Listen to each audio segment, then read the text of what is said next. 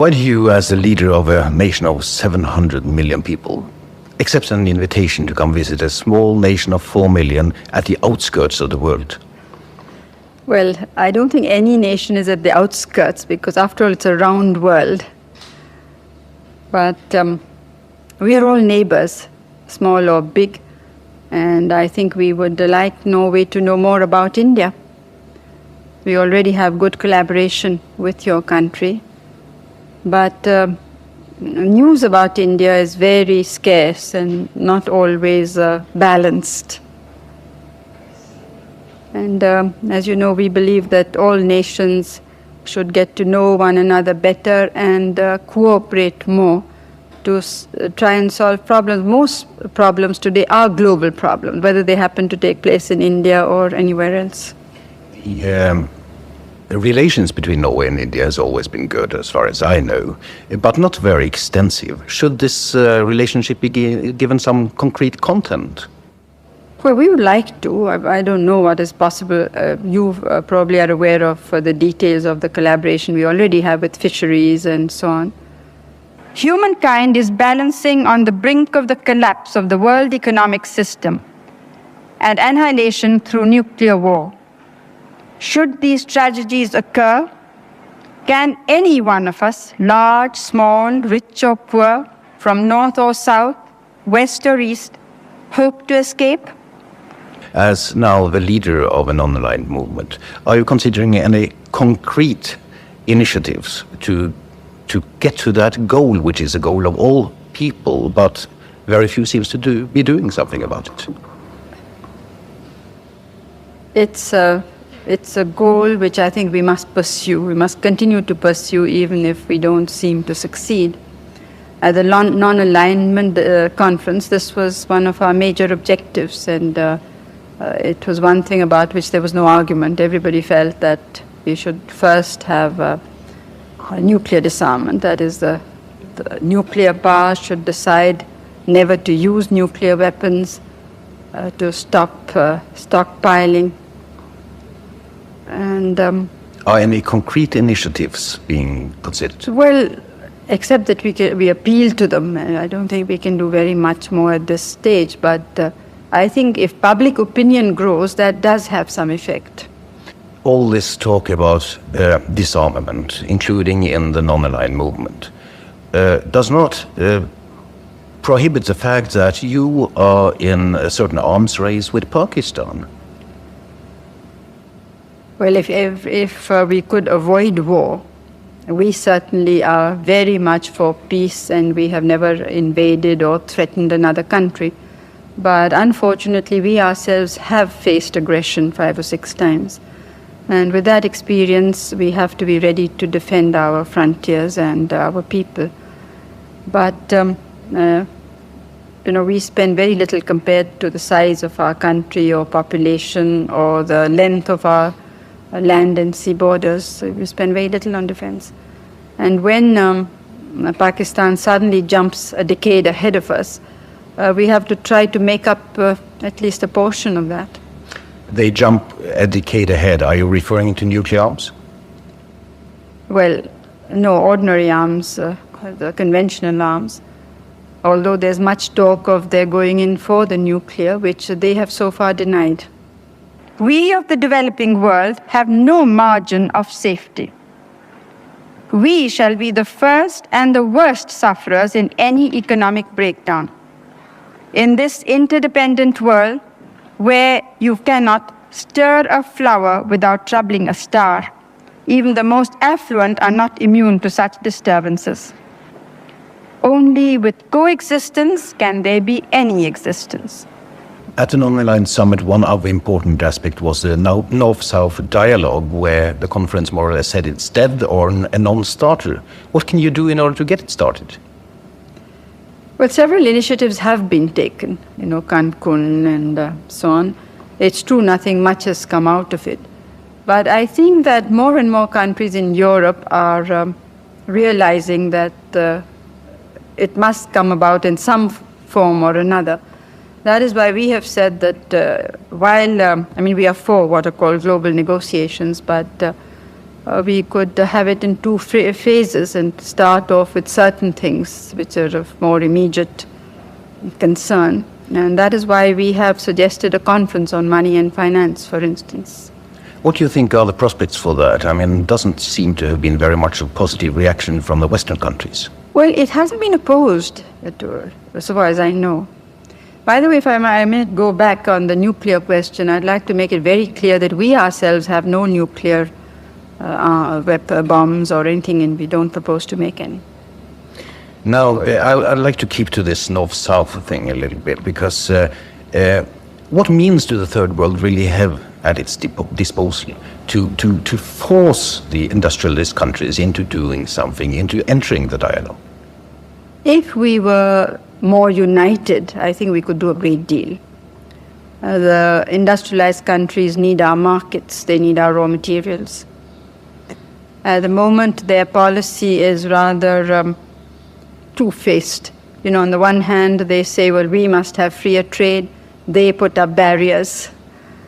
And now, if our people don't have purchasing power, then where will most of these countries sell the goods they want to make? But why should the industrialized countries enter a dialogue at the present moment? It seems they are only losing by entering this dialogue.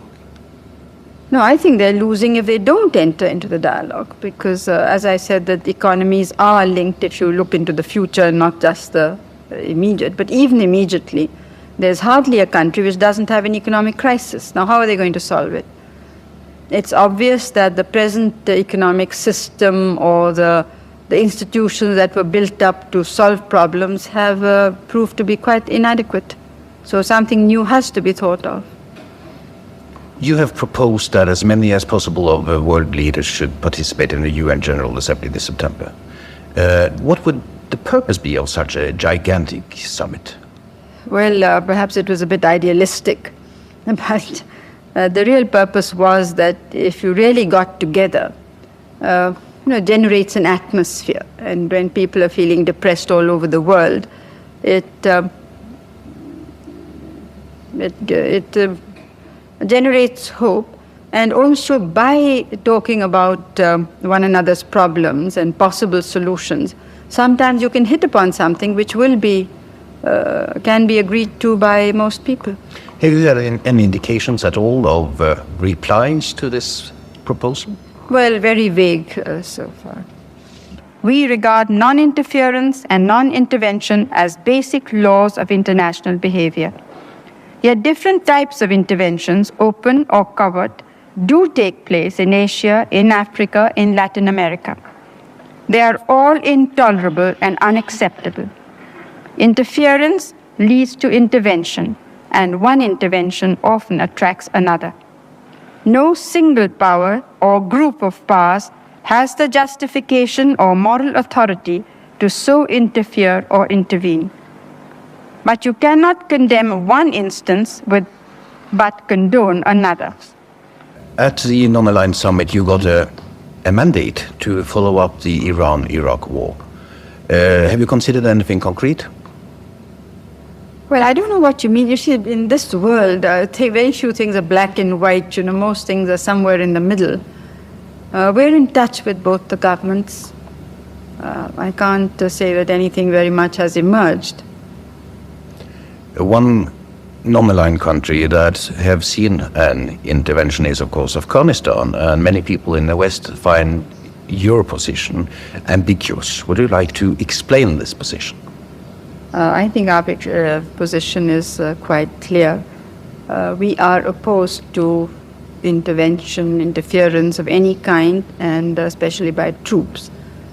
But we find that such intervention has been taking place in Africa, in Asia, in Latin America. It still is taking place.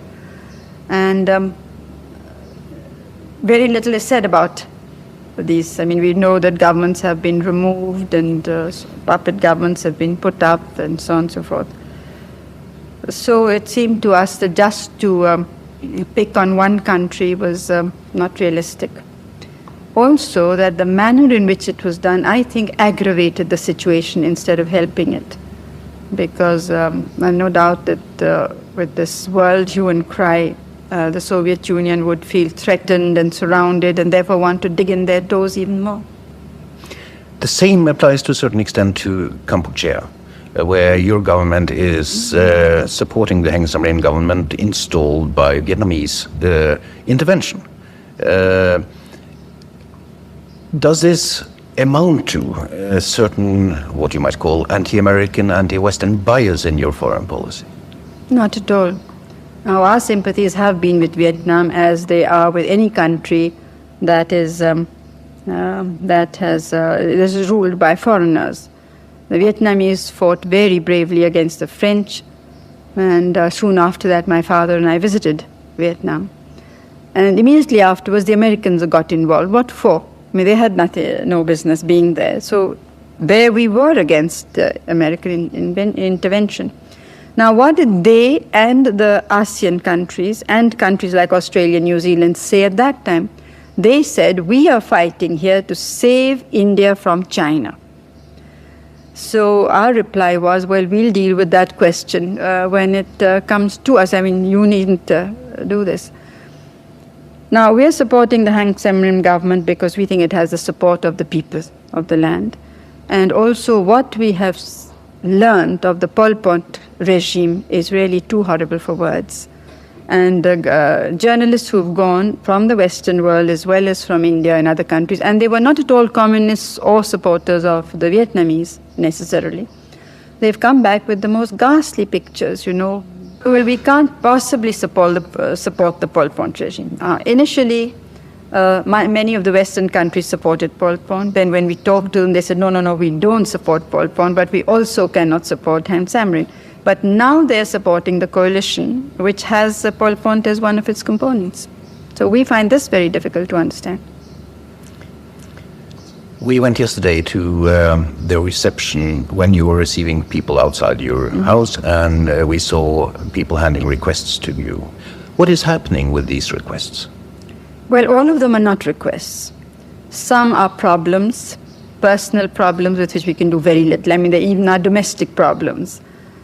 Some are political matters, either they're complaints or there's in support of somebody. As it happened yesterday, it was more in support of particular individuals rather than against.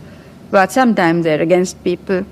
One very large group, I don't know whether you stayed to the end, some of their houses have been destroyed. Now that is a problem because as soon as you try and settle one lot of such squatters and you give them land and house, some kind of housing loans and so on, another lot comes and squats on land which is not theirs, and this cannot be there's no solution or end to it. So sometimes they just have to be discouraged.